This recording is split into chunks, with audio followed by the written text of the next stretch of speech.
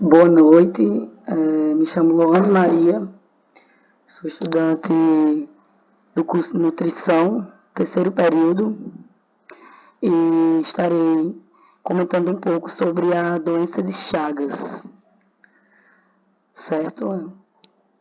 Matéria administrada por Anderson, de Epidemiologia, e vamos dar início, falando sobre a doença de Chagas, certo?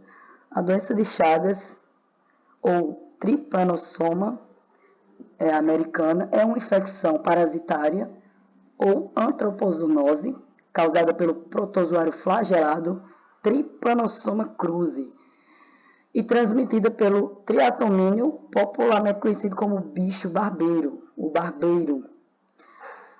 A doença apresenta curso clínico bifásico, aguda e crônica, sendo que a fase aguda, muitas vezes sem sintomas, pode evoluir para a fase crônica. É aí onde tem que ter um cuidado, certo? A gravidade dos casos pode estar relacionada à cepa infectante, à via de transmissão e também à associação com outras patologias concomitantes. A doença de Chagas é reconhecida há mais de um século e acomete principalmente populações negligenciadas, sendo considerada uma das enfermidades de maior impacto global, com estimativa aproximadamente de infecção de 6 milhões de pessoas, com incidência de 30 mil casos novos por ano, 14 mil mortes ao ano e 8 mil recém-nascidos infectados durante a gestação. É uma doença de característica de países subdesenvolvidos, sendo endêmica em 21 países da América. Epidemiologia, certo? Ou transmissão da doença de Chagas. A OMS estima em aproximadamente 6 a 7 milhões o número de pessoas infectadas em todo o mundo, a maioria na América Latina. Estimativas recentes para 21 países latino-americanos, com base em dados de 2010, indicavam 5 milhões de pessoas infectadas pelo Trypanosoma cruzi, das quais 3 milhões, ou 62%, eram residentes em nações da iniciativa dos países do Cone Sul, destacando-se a Argentina, com 1 milhão e 500 mil, o Brasil com 1 milhão e 100 mil e o México com 800 mil, seguidos da Bolívia, dentro de 600 mil.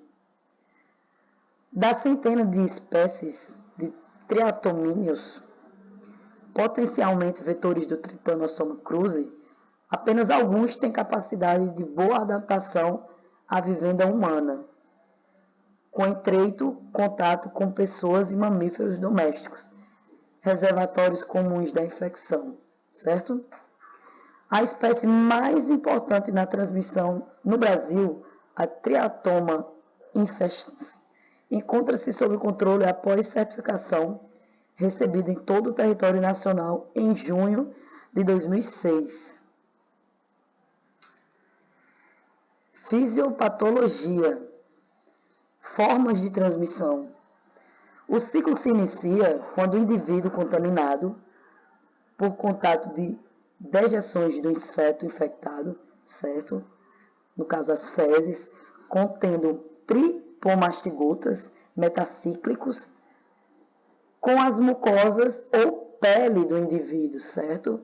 Então, são esses tripomastigotas que irão entrar na mucosa da pele, certo? Esses tripomastigotos caem na corrente circulatória e atingem outras células de qualquer tecido ou órgão para cumprir um novo ciclo celular, ou são destruídos por mecanismos imunológicos do hospedeiro.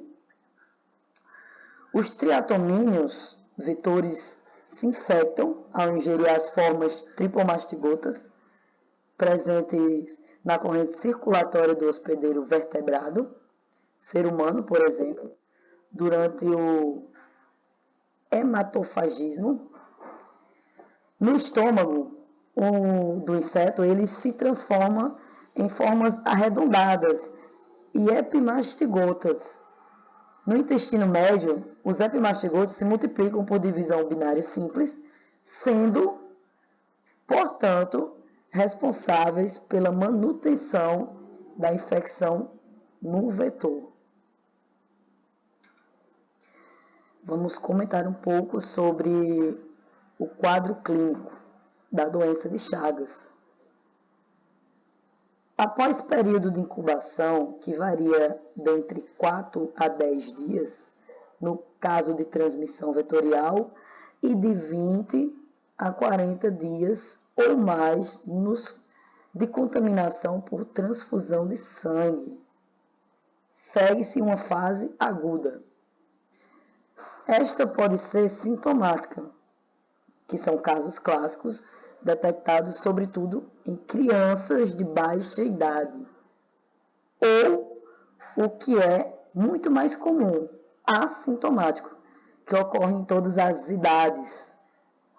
A fase aguda sintomática caracteriza-se por parasitemia elevada, intenso parasitismo tecidual, manifestações de toxemia, processo inflamatório exuberante e quadro clínico variável.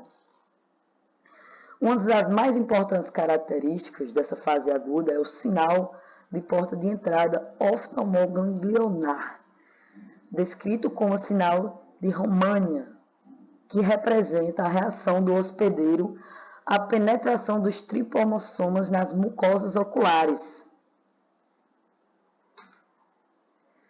Diagnóstico da doença de Chagas. A suspeita do diagnóstico da CCC é geralmente feita pela presença de anormalidades no eletrocardiogramas de repouso, o ECG, sugestivas de comprometimento cardíaco em indivíduos sintomáticos, ou não, somados aos critérios epidemiológicos e sorológicos.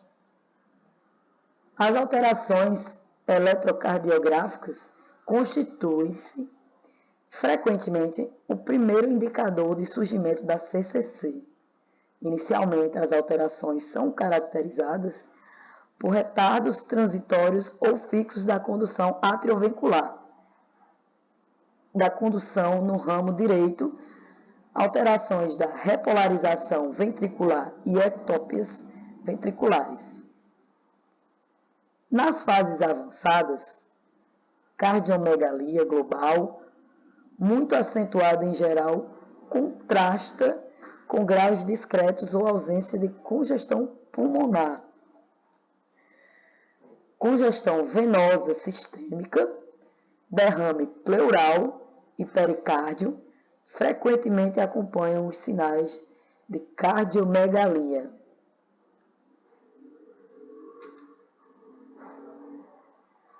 Tratamento da doença de Chagas. Quanto ao tratamento, deve ser indicado por um especialista médico, certo? Após a confirmação da doença, certo? É o único profissional que pode, certo, estar ali acompanhando o indivíduo, o médico. O remédio, claro, mais utilizado, se chama benzimidazol. É fornecido gratuitamente pelo Ministério da Saúde, o SUS, certo? Que acaba dando maior acesso à população. Isso tem ajudado muito nos últimos anos, tem dado um suporte incrível e deve ser utilizado em pessoas que têm uma doença aguda assim que ela for identificada. Grande atenção. O tratamento tem duração de 60 dias. Para os portadores da doença crônica, a indicação deste medicamento deve ser avaliada caso a caso. Então, quanto ao tratamento, esse é feito de forma individual. Vai ser mediante aos exames certo? Ao grau do indivíduo. O tratamento medicamentoso específico da cardiopatia chagásica deve seguir as diretrizes para o tratamento da IC. Quando há fração de ejeção reduzida, com o uso de inibidores da enzima conversora da angiotensina, espiridonolactona e beta-bloqueador e diuréticos. O tratamento cirúrgico é indicado para pacientes com IC